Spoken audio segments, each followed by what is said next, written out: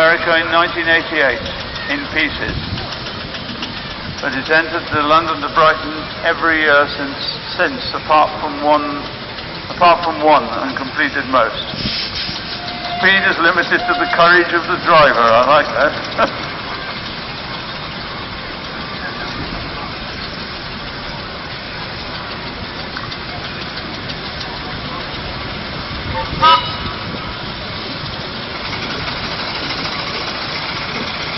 Here we are. Here's Fred Cooper's Aveling roller coming past here, and it's now got. We saw his tar boiler going around behind something else earlier on. It's now behind its owner's roller. That's the sort of tar boiler we used to see a lot of on the roads, and it's got a tar spraying bar on the back there as well.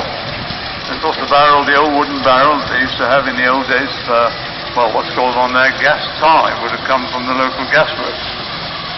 That was proper tar, wasn't it? It was, and it smelt like proper tar, didn't it? Yes, good for clearing your nose. Yes. But that's the sight you used to see regularly, of course, and the little crane, little davit on there, I suppose it's called a davit, was used for lifting the barrels into place. There's a watering can on there as well. Some of those watering cans had a sort of fishtail on the front for spreading the tar as well. Meanwhile, the load, Andrew, coming up the other side. Oh, yes. Yeah, well, they've either removed Blinker's spark arrestor or it's removed itself on the way up the hill. Right, well, yes, it might have done that. So we got the three barrels. Dave Allen on the front with the lovely old Screen Brothers barrel. They used to say that there was hardly a factory in the Black Country that hadn't poked its little crane jib into to install machinery.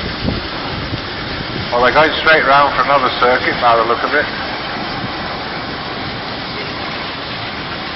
There's a lot more to this than meets the eye when you're watching those engines going round.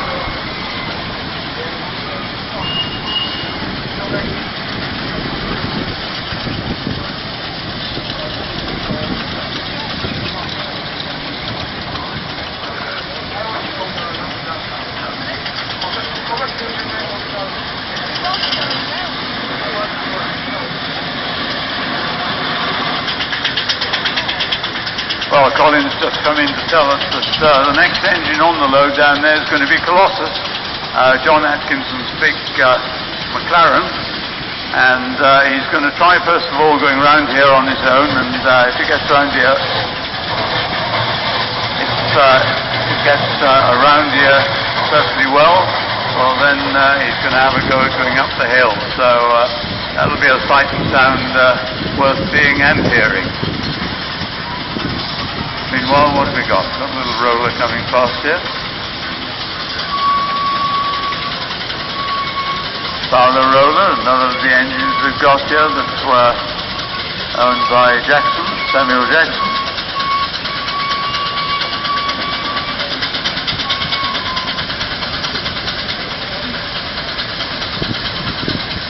He's ready to do a bit of scarifying, look, John. He's got the spike in the scarifier, so they can just drop that down. Yes, indeed. Make quite a mess. Yes. You'll notice a lot of these rollers on the back, usually on the right-hand side, you've got this large lump. And that's the scarifier. It's fitted with a metal spike, like the Fowler that's just going down the hill.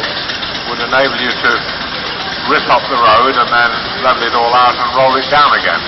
We're talking, of course, about the days before tarmac roads that we have now, when they were just stone roads bound with water and some fine material on the top.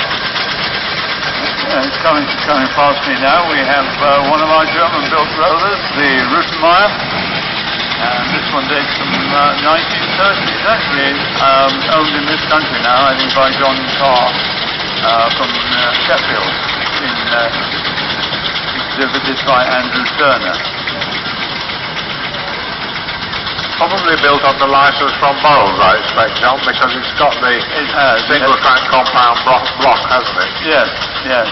Did you explain all about singles and compounds whilst I was having a lengthy lunch? No, not while you were having the lengthy lunch. Did we? I don't know whether we talked. We did talk about it this morning, didn't we? I think at one stage, but won't say anything about that for the moment because there's an interesting roller coming up here that we've not seen before. He's been down there on the display, but before that, well, we've got Mr. Wakeham's McLaren going by again.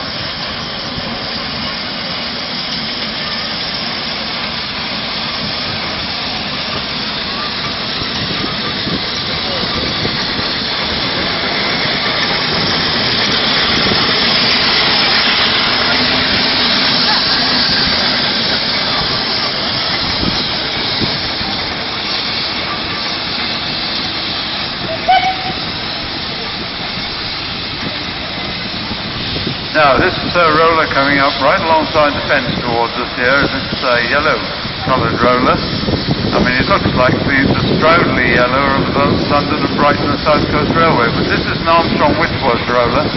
Armstrong-Whitworth fought for an armaments company and then, I suspect, diversified after the First World War when they needed work.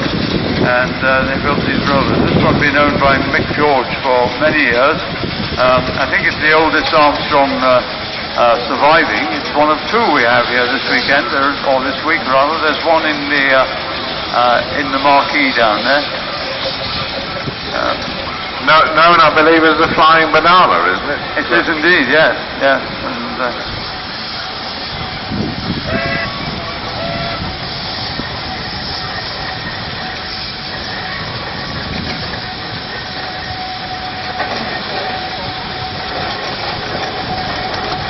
right, well, the railway loco's on the move. John Atkinson's got hitched onto that, so the plan is he's going to do a circuit round the bottom, see how he gets on, and then they're going to have an attempt on the hill, see if he can get it up there. I don't know if we've decided what the weight of that is altogether, John. Loco empty, what, 60 tons probably empty? Yeah. And the low loader must be at least 30, I would have thought. Yeah. So, somewhere between 100 and 120 tons, I would think, yeah.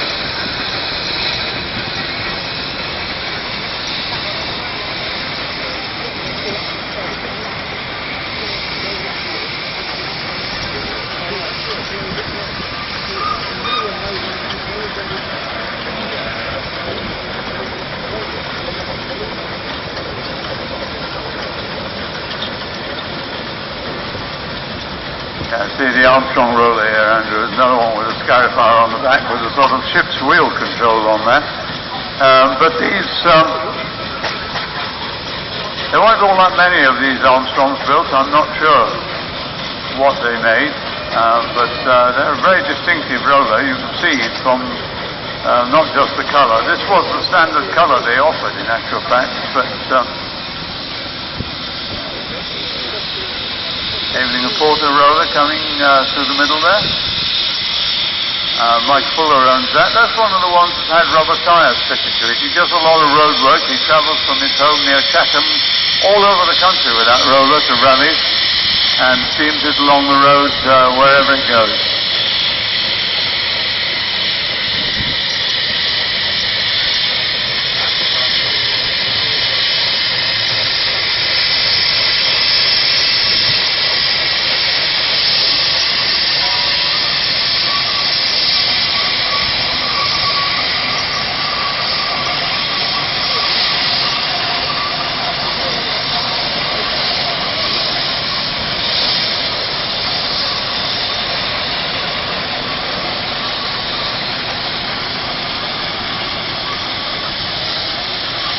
Right, well, we've got the transformer load coming up the hill, and the railway loco pretty close behind, so it's going to get a little bit busy around the top here in a moment. We've got Dave Goodwin out there in the middle with the old solid wheel trailer with the motor on. The Gladiator, very well known engine in the West Country. Because a lot of people forget that basically a showman's engine is a heavy haulage engine. That was important role, as well as providing electricity for the rides. Of course, they had to haul the rides to the next town, and quite a load that would be sometimes. I can certainly hear a Colossus coming up the hill there. Is he going to make... The problem is adhesion, basically, when the ground is soft. Here's a lovely old roller coming past here, Aveling and Porter roller, Wineswell, the oldest steamable roller in this country at the moment. And out for the first time in many years for our display here. Wineswell. There's a transformer load just going through.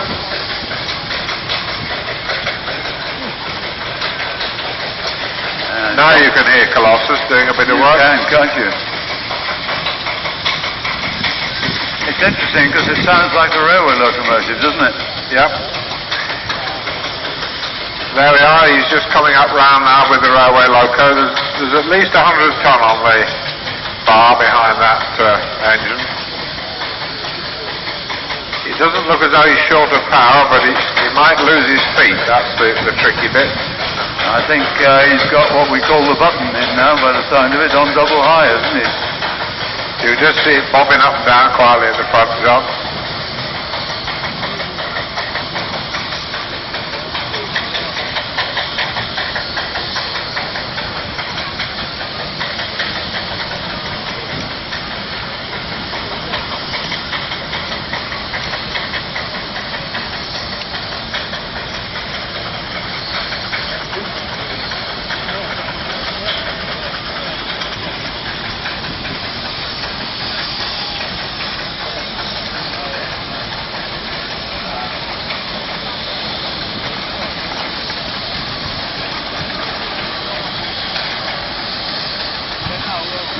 Slip there. Just getting into trouble there where the ground is breaking up. Yeah.